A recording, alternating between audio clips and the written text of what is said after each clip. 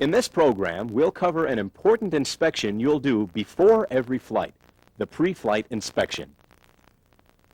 To accomplish the pre-flight or any inspection correctly, you'll need to have the checklist along as a reference. Now, there are several approaches to checklist use. You may either preview several items, then accomplish them, check each item as it is accomplished, or review the checklist after accomplishing several items. The important thing to remember here is to use the checklist. Open your checklist now to the pre-flight check and follow along. As you approach the aircraft, you can check for FOD and other general condition items such as missing panels, tie-down chains, fuel or oil spills, fire bottles, or any other major items. For the most part, the pre-flight concerns itself with the cockpit area. First, ensure the canopy downlock handle is forward. Then, visually check that the safety pin for the canopy jettison T-handle is installed on the left side of the cockpit. You'll notice that there are red streamers on all of the aircraft safety pins. Don't just look for the red streamers, though, because they can sometimes separate from the pins and create a possible deadly situation. Some students have trouble with this pin, but it's really quite simple. The straight portion of the pin goes in the hole with the curved part sliding underneath. If you don't think the pin is installed properly when you arrive at the jet, leave it alone. Call maintenance and let them handle it. Next, visually check that a hand grip safety pin with a streamer is installed in each seat as shown here. Now you're ready to check the ejection seat itself. Check that 2 ground safety pins are removed from the seat. These pins are used to safety the seat during maintenance. Check that 1 pin is removed from under the plexiglass inspection window in the seat and that the other is removed from the back of the seat. These 2 pins can only be removed by maintenance.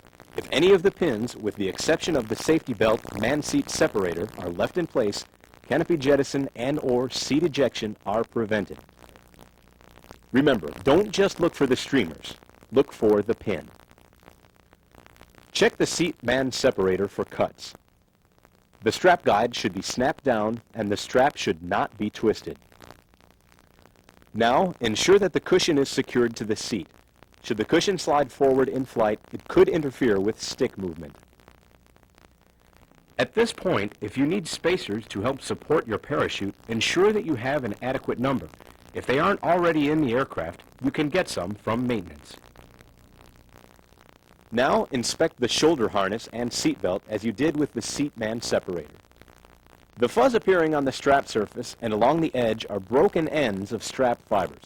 A small amount of wear is expected, but if it looks excessive, have maintenance check it out. After checking the shoulder harness, pull it to the side of the aircraft. This will ensure you won't sit on the straps when you enter the cockpit. Check up here to make sure the canopy ground safety pin is not installed.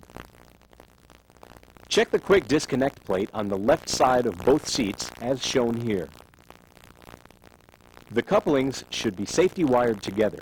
Improperly mated couplings may result in failure of the canopy to jettison during ejection due to loss of gas pressure. At this point in the pre-flight inspection, place your parachute in the aircraft.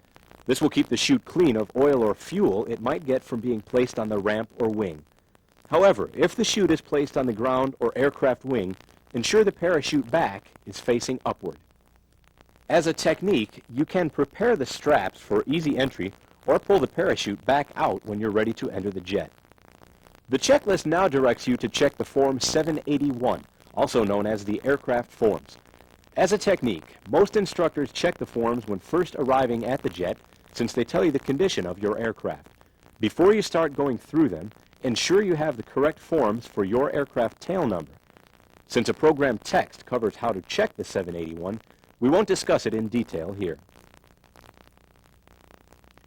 After checking the forms, you are ready to continue with the pre-flight inspection. Check the oxygen system, as listed in the checklist. Normally, a fully serviced system will read 425 psi plus or minus 25. However, the jet can be flown with a minimum psi of 300 when flying on a local sortie. Next, unlock the flight controls and move the lock away from the stick. Visually check that the landing gear handle is down before physically confirming it. If it isn't in the full down position, don't touch it. Call maintenance. Next, check that the access zipper for the canopy D-clutch T-handle is closed. To complete the pre-flight check, open the access door and check that the external canopy circuit switch, shown here on the right, is in the internal position.